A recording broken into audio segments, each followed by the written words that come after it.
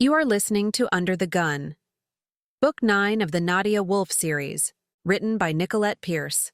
Copyright 2023. Audio copyright 2025 by Pierced Heart Publishing. Digitally narrated with full cast of voices.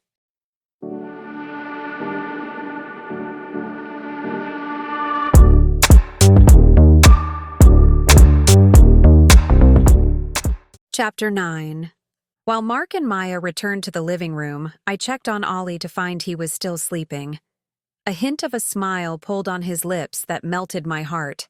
Heaven help me if he turned out to be a girl magnet like his father. Quietly leaving the room, I went to the living room and pressed the butler bell on the coffee table. He arrived moments later. How may I assist you, madam?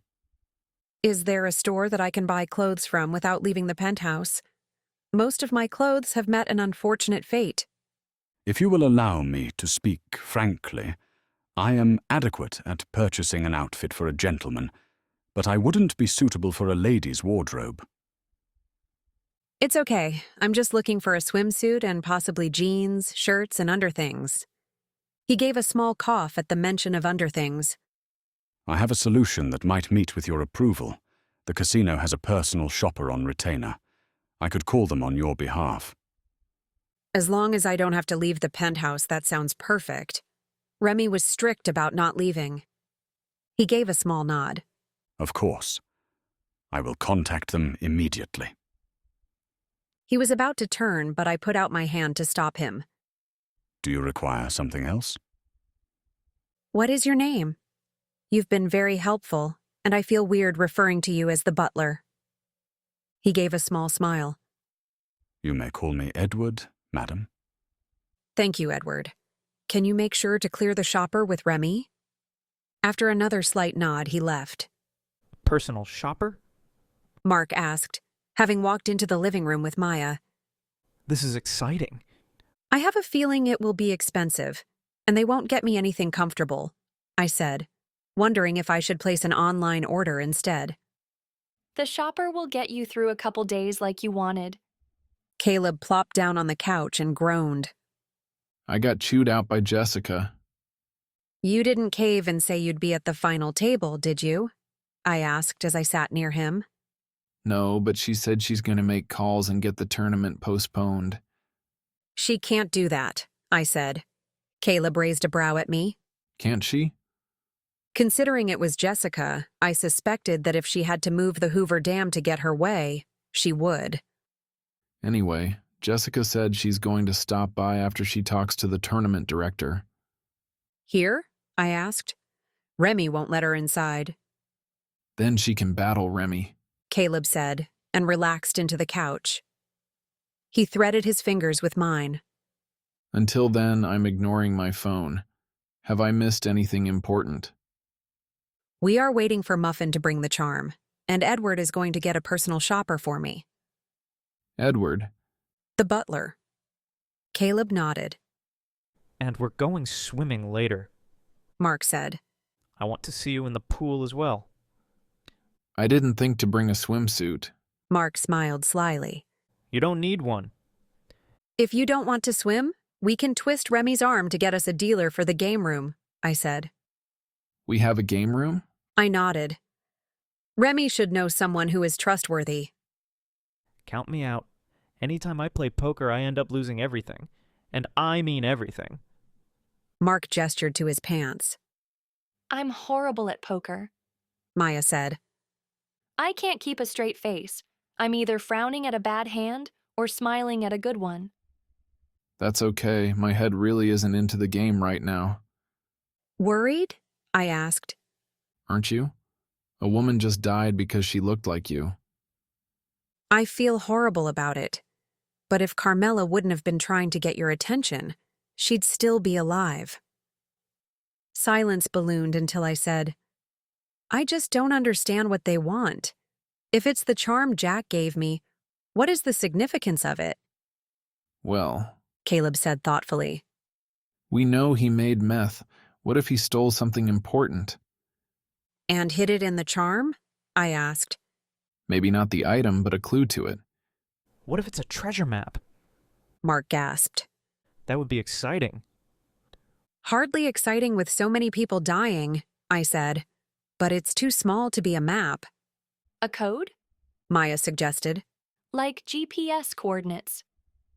I like where you're going with this. That would easily fit inside a charm. Okay, so let's say there is a coordinate, I said. What would be at the spot worth killing over? Money. Drugs.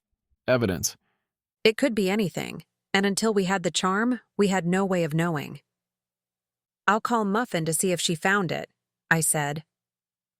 Pulling out my phone, I saw I missed a message from Frankie, who was looking for Mark. I replied and let him know Mark was with me. Tell him I'm drowning here. Frankie texted. One day off is bad enough, but I have a backup and people are getting mad. Mark, did you know Frankie needs help? Mark gave a single shrug. He did this to himself. I'm on strike. What happened now? I asked. Same old thing. He's all business all the time. I understood when we were establishing the business, but now we are the biggest chapel in Vegas with more themes than my Aunt Sharon's cosplay outfits. And he still won't take a break. I'm exhausted. And I swear if I have to play a prince one more time for some handsy woman, I'm going to explode. You make a handsome prince. I know. It's how I made all of my money before Frankie and I combined our businesses. But I'm just done. If business is so good, why not hire someone? Caleb asked.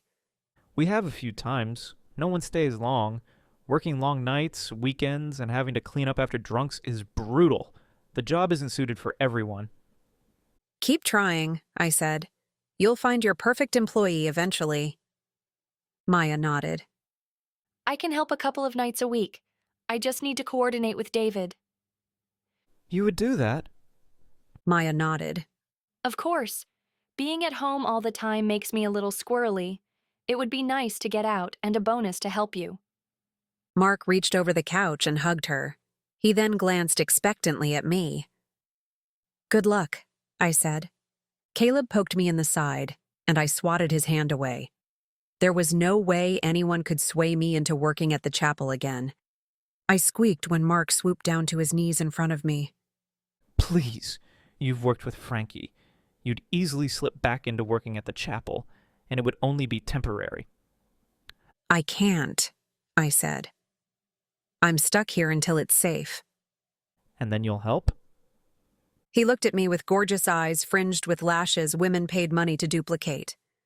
I silently groaned, knowing there was no way I'd get out of it.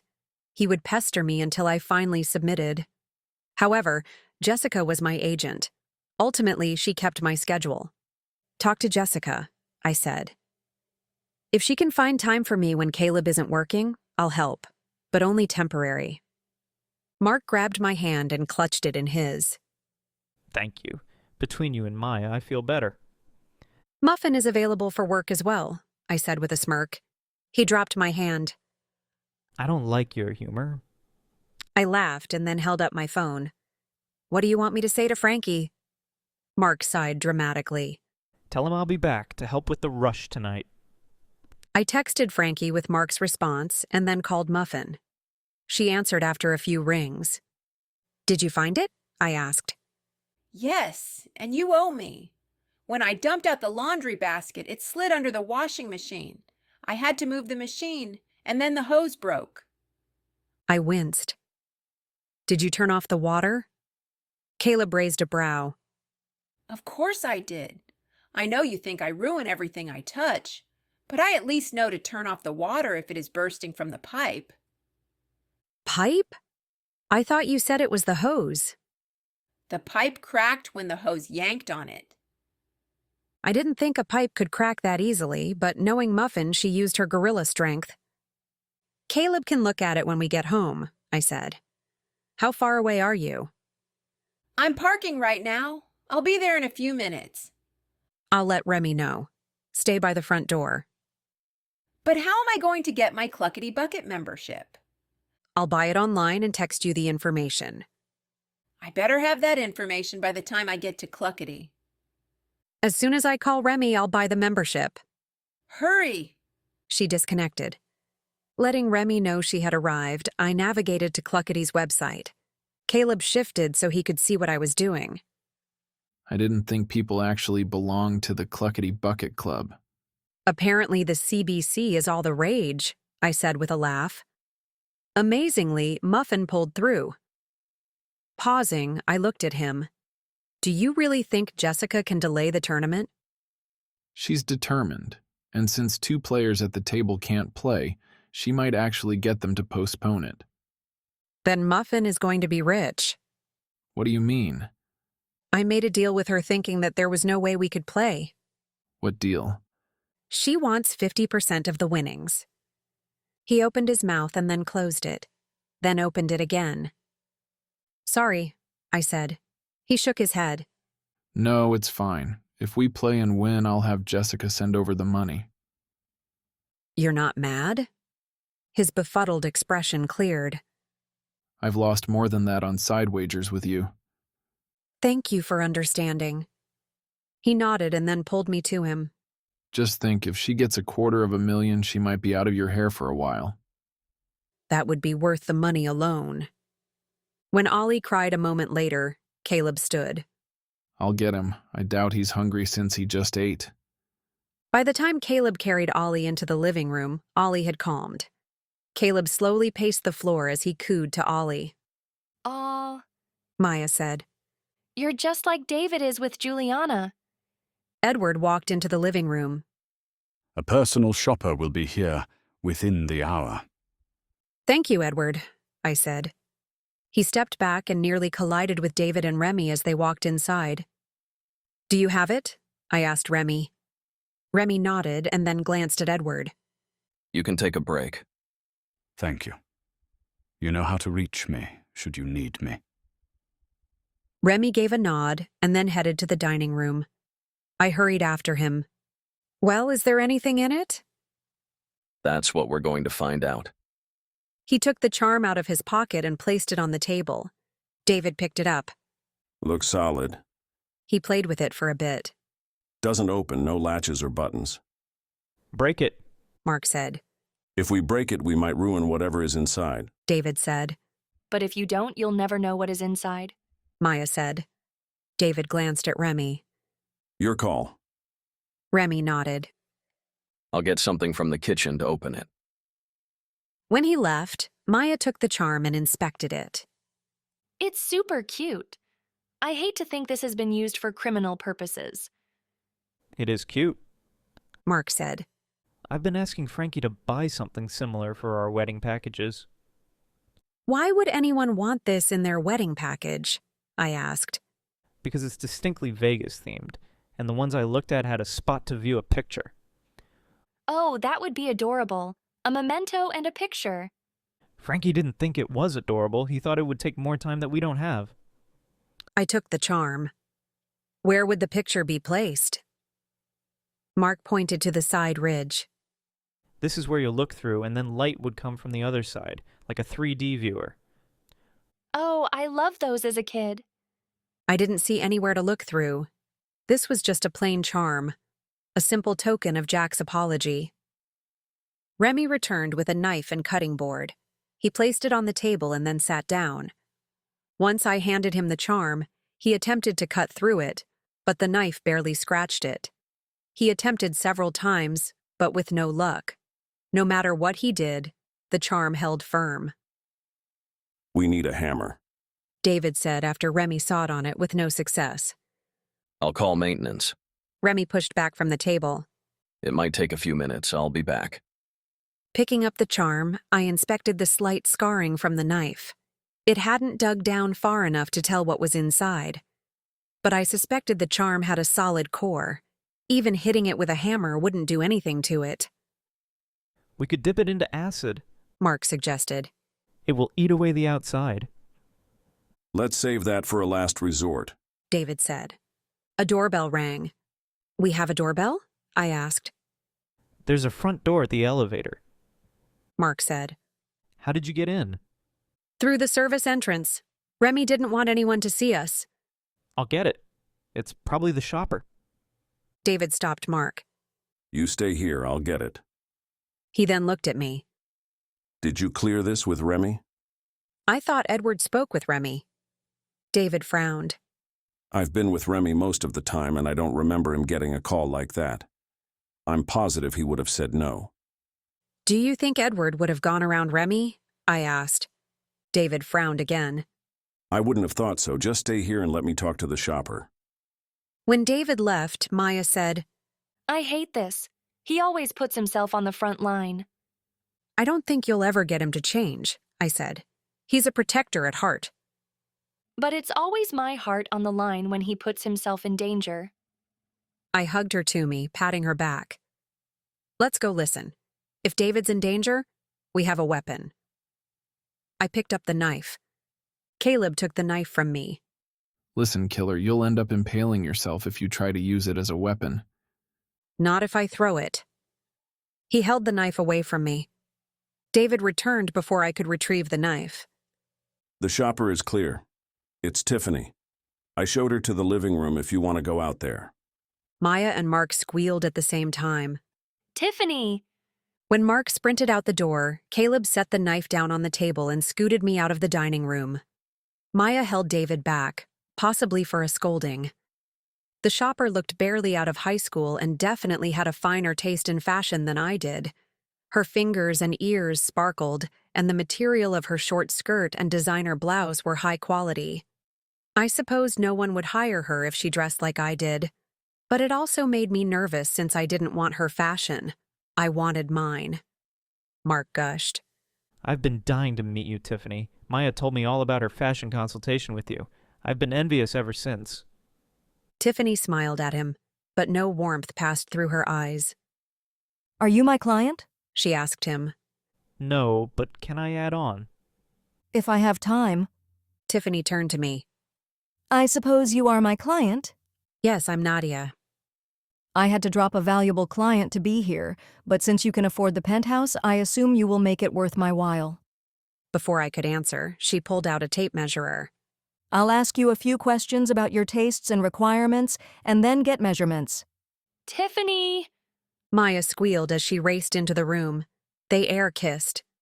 I want in on this too. David said to Maya. Get whatever you want. I eyed him. With an entire bedroom filled with clothes, Maya didn't even need accessories, especially not at the prices Tiffany was going to charge.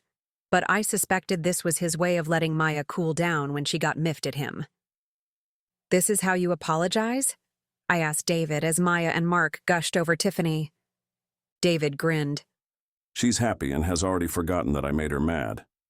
How about not putting yourself in danger? It's cheaper, safer, and won't make her mad. Rather hard not to put myself in danger when you keep getting into trouble. I frowned at him, which only made his grin grow wider. By the time Tiffany took our measurements, Remy returned with the hammer. He took one look at the personal shopper and leveled me with a dark brow. I wasn't sure what that look was for, but I knew I'd find out soon since he pointed me to the kitchen. David and I followed him. Who is that? Remy demanded when we were out of earshot. Didn't Edward talk to you about it? I've heard nothing. Who is she?